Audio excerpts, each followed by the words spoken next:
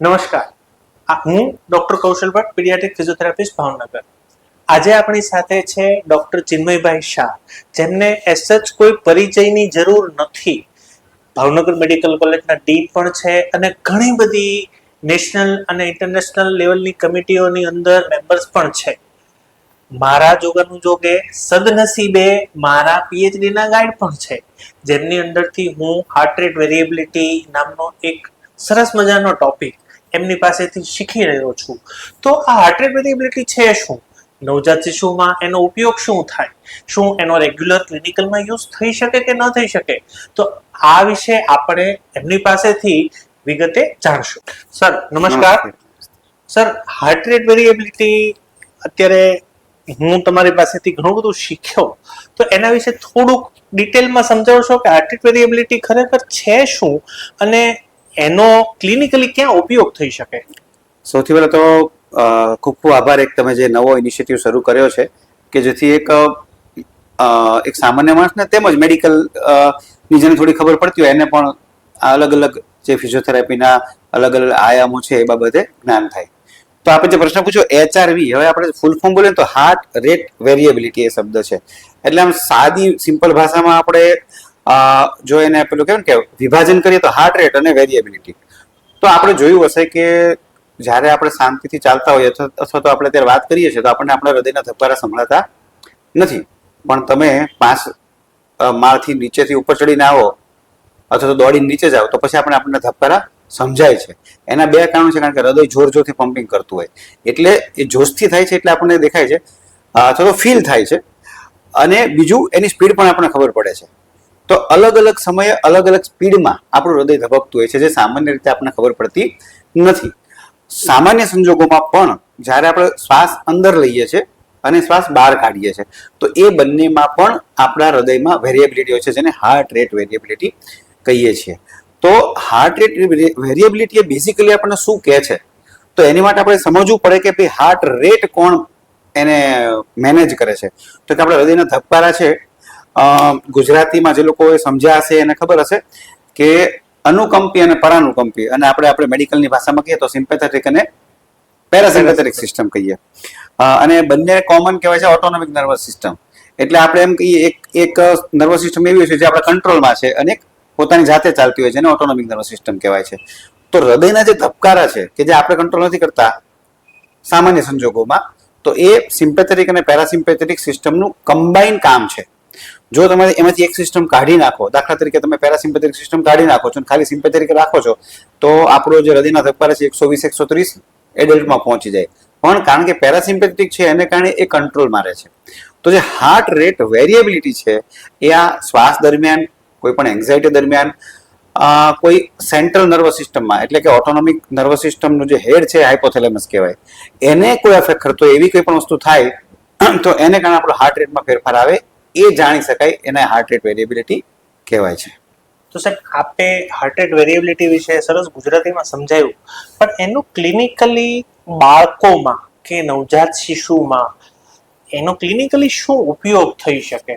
હા, હવે બેઝિકલી એવું છે કે હજી સુધી આપણે આનો થાય છે યુઝ, કોઈક જગ્યાએ બહુ સારા પ્રમાણમાં આનો ઉપયોગ થાય છે.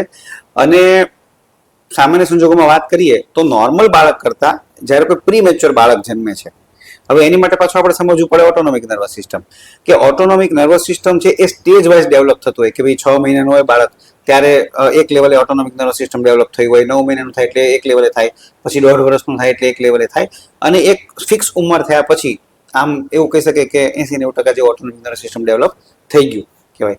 તો જે બાળકો પ્રીમેચ્યોર છે, જો એનામાં આપણે સ્ક્રીનિંગ કરવામાં આવે તો આપણને ખબર પડે કે ભાઈ હાર્ટ રેટ વેરિએબિલિટી કયા લેવલની છે, અને એક કોન્સ્ટન્ટ દર અઠવાડિયે આપણે માપીએ તો આપણને ખબર પડે કે એ પોઝિટિવ તરફ જઈ રહ્યું છે કે નેગેટિવ તરફ જઈ રહ્યું છે. બીજો આપણે એક તમને ખબર છે GBS, આપણે કોમન રોગ છે જે બાળકોમાં થતો હોય છે, હવે તો ક્યારેક મોટામાં પણ થાય છે. તો એમાં પણ યુઝ્યુઅલી આપણી નર્વસ સિસ્ટમ અફેક્ટ થતી હોય છે, બાળકો ઊભા નથી થઈ શકતા. એ એકચ્યુઅલી મલ્ટીફેક્ટોરિયલ છે કે એમાં મોટર સિસ્ટમ પણ અફેક્ટ છે, સેન્સરી પણ અફેક્ટેડ છે અને ઓટોનોમિક પણ છે. તો HRV એક એમાં પ્રોગ્નોસ્ટિક વેલ્યુનું કામ કરે છે. આપણે મેડિકલની ભાષામાં ESR ની વાત કરીએ તો જે રીતે લેબોરેટરીમાં ESR કરાવતા હોઈએ તો ESR થી કંઈ ડાયગ્નોસિસ ના થાય, પણ ESR જે રીતે ફેરફાર થાય એ રીતે આપણે કહી શકીએ કે ભાઈ રોગ છે પોઝિટિવ એટલે કે સારો થઈ રહ્યો છે કે ખરાબ. તો એ જ રીતે એચઆરવી ઉપરથી આપણને ખબર પડે કે ભાઈ એચઆરવી આ લેવલનું હતું કે નોર્મલથી આઘું હતું, હવે નોર્મલ તરફ આવી રહ્યું છે, તો એનો અર્થ એમ કે રોગ ઇમ્પ્રુવ થઈ રહ્યો છે. અને જો એચઆરવી બગડી રહ્યું છે તો એ રોગ ડિટોરિએટ થઈ રહ્યો છે. તો આપણને ખબર પડે કે જે ટ્રીટમેન્ટ ચાલી રહી છે એ બરોબર છે કે નહીં, કારણ કે બીજા કોઈ તો આપણી પાસે એઝ સચ ઓબ્જેક્ટિવ માપ હોતા નથી. તો આ રીતે ઉપયોગ લઈ શકાય છે.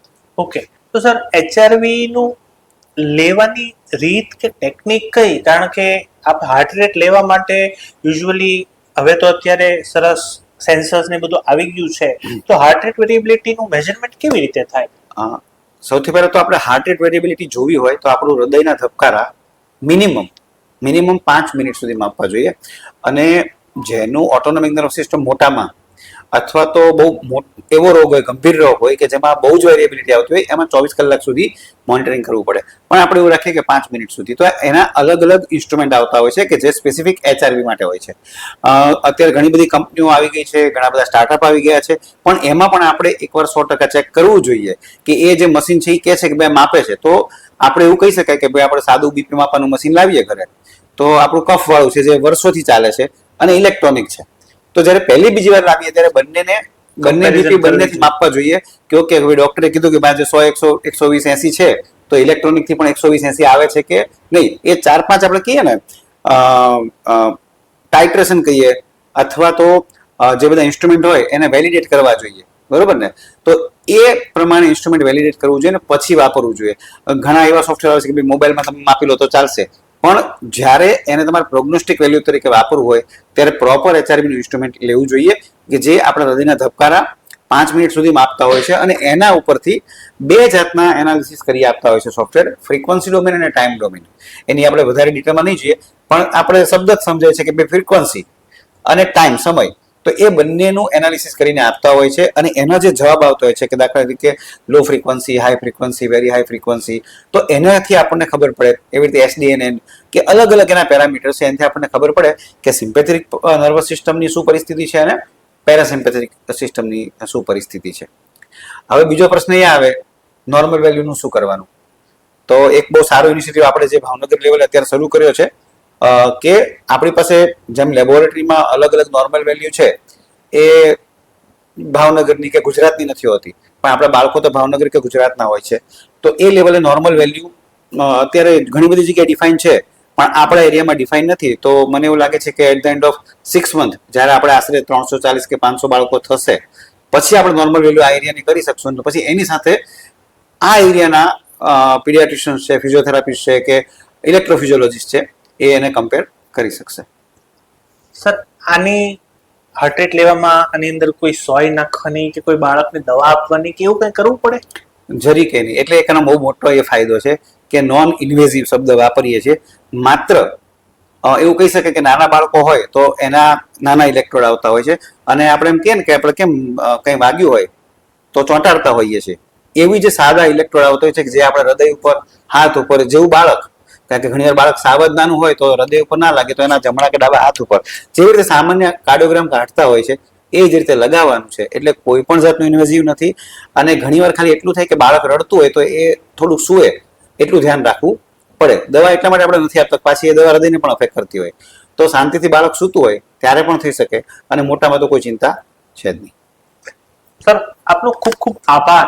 તો એક નવી ટેકનિક હાર્ટ રેટ વેરિએબિલિટી વિશે આપણને ડોક્ટર ચિન્મયભાઈ પાસેથી જાણવા મળ્યું કે જે ટોટલ નોન ઇન્વેઝિવ છે.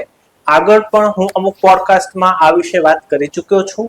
એમની પાસે આપણને ઊંડાણથી જાણવા મળ્યું, કારણ કે ઘણા બધા વર્ષોથી ચિન્મય સર ફિઝિયોલોજીની અંદર વર્ક કરે છે.